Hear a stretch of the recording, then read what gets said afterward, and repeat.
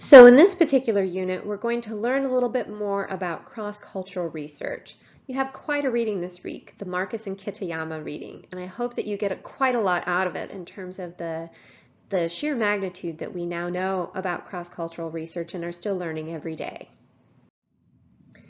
So Triandus identifies 4 potential categories when considering culture. So first, there's the broad notion of individualism versus collectivism, which can be thought of as one's sense of self. Is one's sense of self independent, or is it part of a collective whole? And then there's horizontal versus vertical.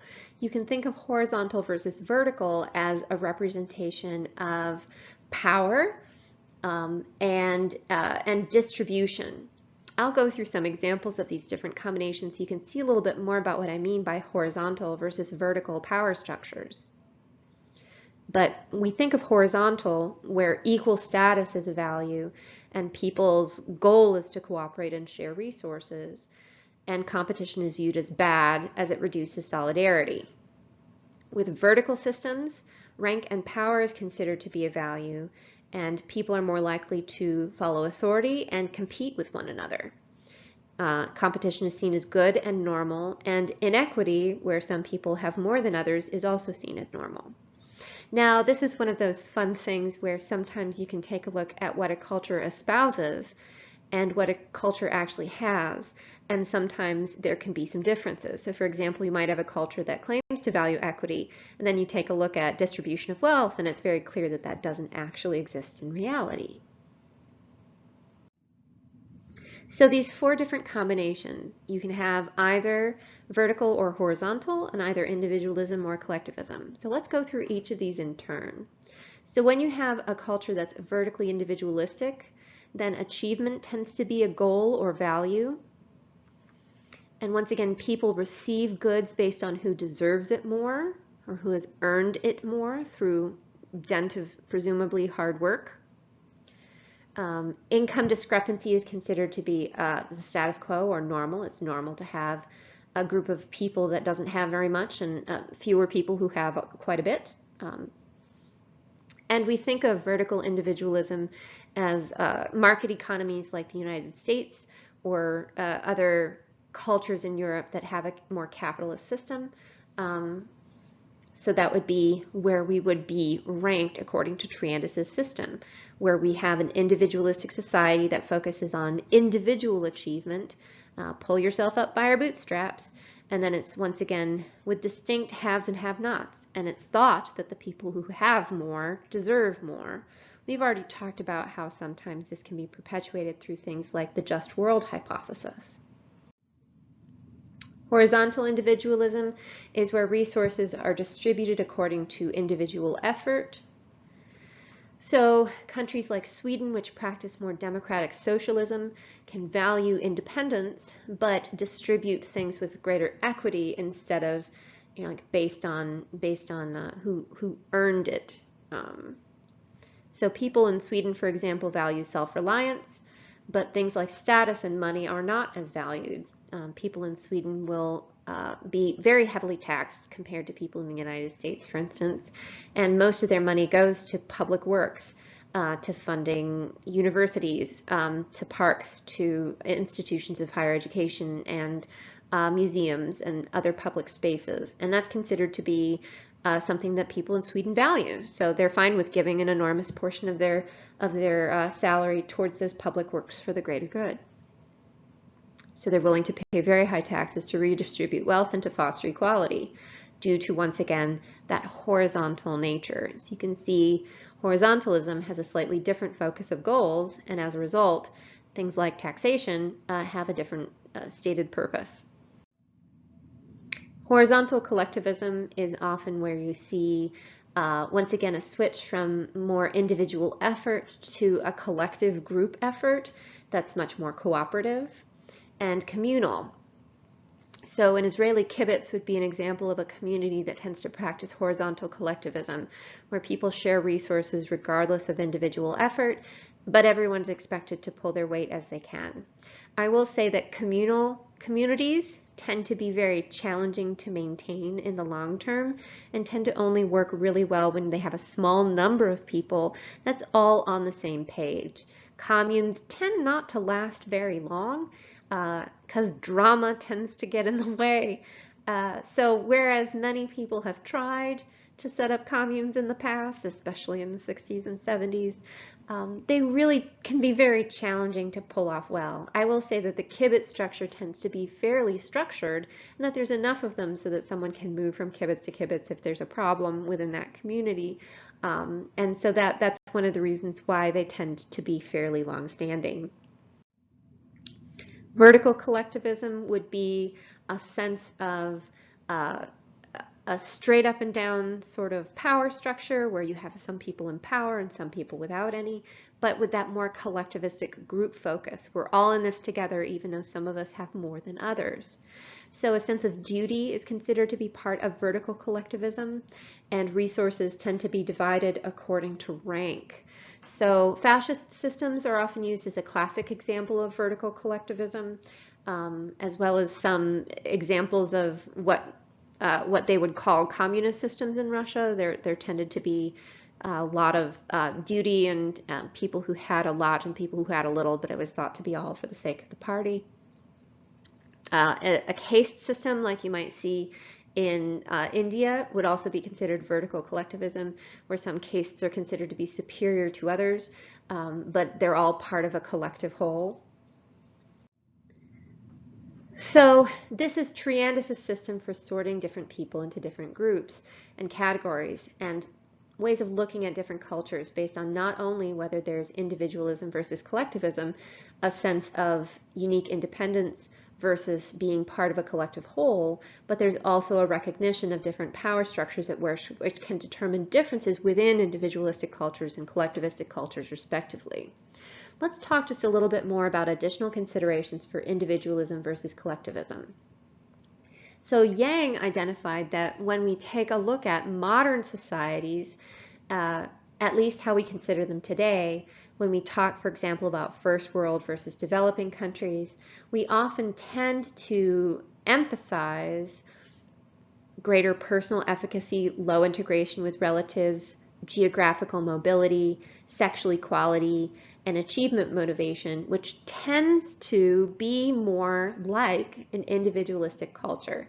So modern society values tend to map onto individualism more than collectivism, which implies a certain perspective in terms of what's considered to be better.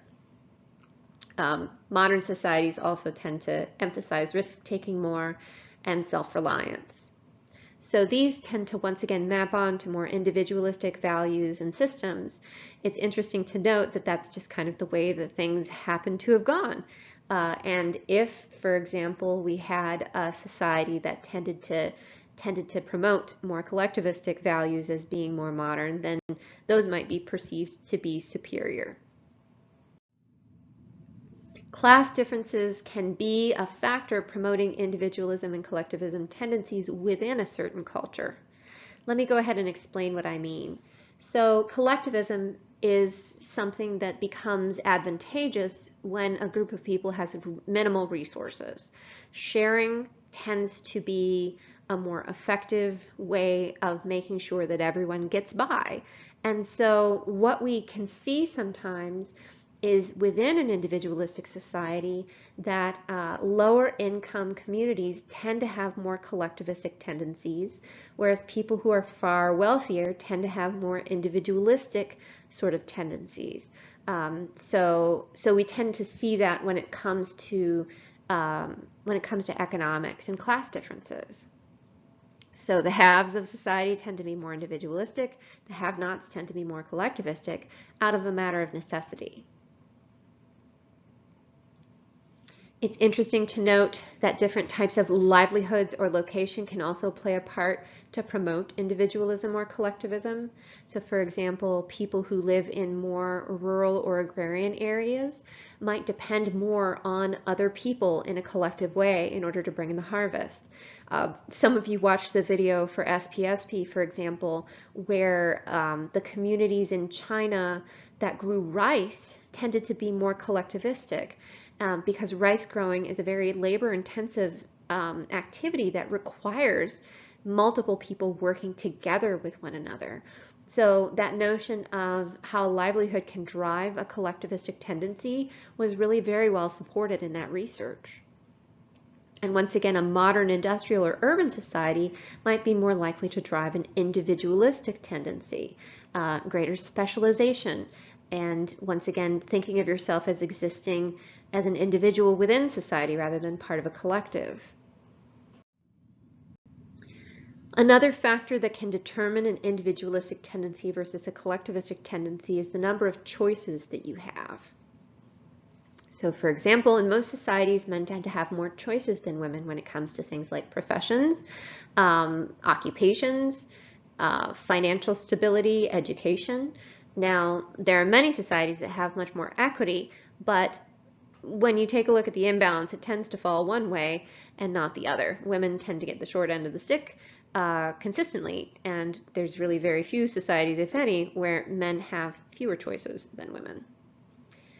Men tend to rate higher on individualistic tendencies than women as a result. So that lack of choices can drive women to be more collectivistic in nature, once again, out of necessity. We see less of a difference in terms of individualism among men more than women. So that's less when societies are more equal. Does that make sense? Hopefully it makes sense. Also, we see individualism versus collectivism distinguished by the size of a group. So for example, if there's a very large group, there tends to be more choices and more variety, more options in terms of a role within the group. So individualism tends to be more promoted in a big group than in a small one. As group size increases, there's less emotional involvement and less collectivism.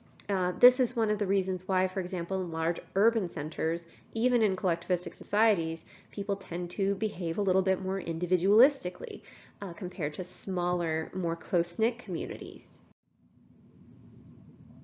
Another factor is looseness versus tightness of behaviors. So for example, there's certain domains where our behaviors are fairly constrained, where there's certain rules about when you stand and when you sit and when you sing and when you're silent and what words you say, versus something that's a little looser. And so when you have tightness of behaviors, that tends to provoke more collectivism. And when you have very specific behaviors that are done as a group, then once again, that tends to promote collectivism. Likewise, when you have a society that has a lot of bureaucracy, a lot of rules, a lot of regulations, that tends to increase tightness. So societies that have more rules tend to be tighter and also tend to be more collectivistic as a response.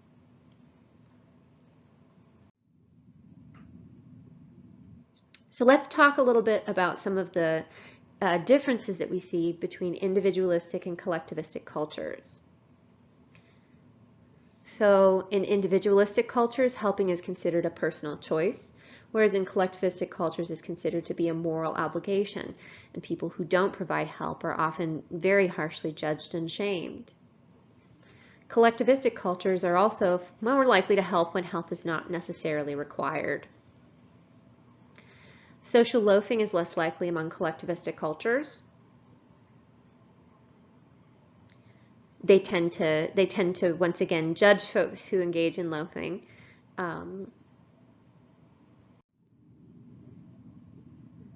When it comes to prejudice and discrimination, collectivists tend to be more ethnocentric. That means they tend to favor people within their particular group, often by region, or once again, sometimes by factors like race or country.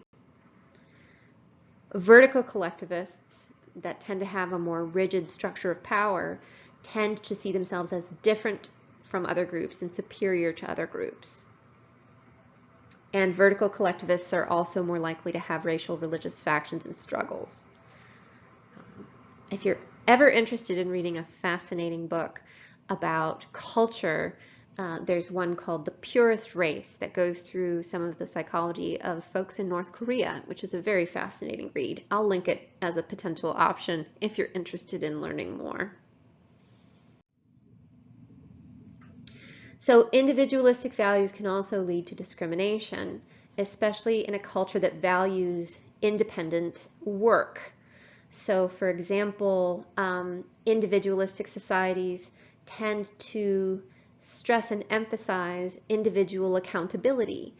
And people that favor hard work and punctuality tend to be more prejudiced and tend to be very hurt by things like affirmative action and see it as unfair.